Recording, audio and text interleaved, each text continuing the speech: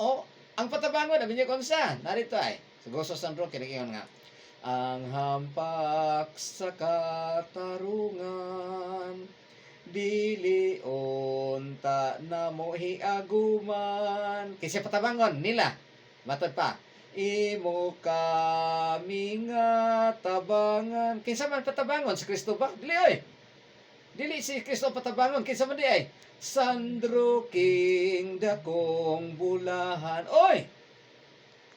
Si Sandro King na may patabangon nga magluwas gani silang kaugalingon.